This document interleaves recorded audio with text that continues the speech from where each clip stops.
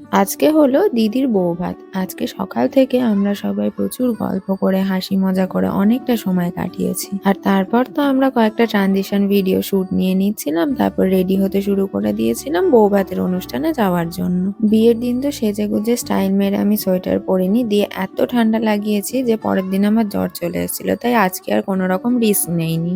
আমরা প্রায় ৯০ জনের কাছাকাছি কন্যাযাত্রী ছিলাম। আর আমরা যাব, ডিজাস্টার হবে না সেটা কি হতে পারে? মারা যেই গাড়িতে ছিল সেই গাড়িতে যাওয়ার টাইম আর আসার টাইম দুবারই টায়ার পাংচার হয়ে গেছে। তাই আমাদের পৌঁছতেও তো লেট হয়েছিল, সঙ্গে ফিরতেও লেট হয়ে গেছিল।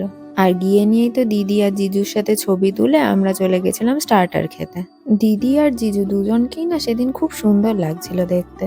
আর সিঁদুর পরে না দিদির মুখটা না ভীষণ মিষ্টি লাগছিল দেখতে। বাবাই তো সেদিন রাত্রেই ফিরে গেছিল, তাই দিদি আর জিজুকে টাটা করে সেদিন রাত্রে তাড়াতাড়ি বেরিয়ে পড়েছিল। আর আমাদের তো রিল বানানোই শেষ হচ্ছিল না। তারপর আমরা আরেকটা ট্রানজিশনের শুট নিয়ে নিয়েছিলাম। আর এখানে জিজু দিদিকে ডেডিকেট করে অমর সঙ্গী গানটা গাইছিল। জিজুর না গানের গলা ভীষণ সুন্দর। বিয়ের দিন আমরা সবাই জিজুকে রিকোয়েস্ট করেছিলাম গান গাওয়ার জন্য, কিন্তু সেদিন আর টাইম হয়ে ওঠেনি। তাই জিজু আমাদের সবাইকে কথা দিয়েছিল রিসেপশনের দিন গান গেয়ে শোনাবে। তাই বেশ কয়েকটা গান জিজু আমাদের গেয়ে শুনিয়েছিল। তারপর তো রাত্রি ১২টা নাগাদ আমরা বসে পড়েছিলাম খেতে।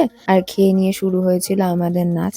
আমার না মনে হয় যে কোনো অনুষ্ঠান না নাচ ছাড়া অসম্পূর্ণ। আর এখানে আমরা ফ্যামিলির সবাই মিলে নাচছিলাম। শুধু দিদির বাপের বাড়ির দিকের নয়, শ্বশুর বাড়ির দিকেরও সবাই আমাদের সাথে নেচেছে। আর ভীষণ ভীষণ মজা করেছি। দিদির বিয়ের প্রত্যেকটা ব্লগেই মনে হয় আমি এই কথাটা বলেছি যে এই বিয়েটাতে আমার এত মজা হয়েছে, এত মজা হয়েছে যে বলারই কথা নেই। মানে ভিডিও এডিট করতে করতে আমি বসে বসে ২-৩ বার ভিডিওগুলোকে দেখছি আর সেই কথাগুলো মনে করছি যে কি মজা করেছি আমরা।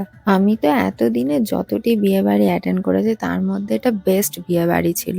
বাড়িতে আসার পরেও তো ১ সপ্তাহ আমার বিয়ের রেস কাটেনি। শুধু মনে করছিলাম গত সপ্তাহের এই দিনে এটা করেছিলাম, ওই দিনে ওটা করেছিলাম। এত নাচার পরেও কিন্তু আমরা হাঁপাইনি। আমরা আবার রাত্রে বাড়ি ফেরার সময় গাড়িতে বসে বসে নেচেছি। আর মাদের গাড়ির যেহেতু টায়ার আবার পাংচার হয়ে গেছিল, তাই আমাদের প্রায় ০.৫ ঘন্টার মতন রাস্তায় দাঁড়িয়ে থাকতে হয়েছে। আমরা সেখানেও নেচেছি। আমরা তো একটাও মুহূর্ত ছাড়িনি। যেখানে গান হচ্ছে সেখানেই আমরা গিয়ে নাচতে শুরু করে দিচ্ছিলাম। ব্যাস এভাবেই কাটলো দিনটা। কালকে তো বাড়ি ফেরার পালা। সবাই যে আবার কবে এভাবে একসাথে হয়ে মজা করব কে জানে। আজকের মতন শেষ। হরে কৃষ্ণ।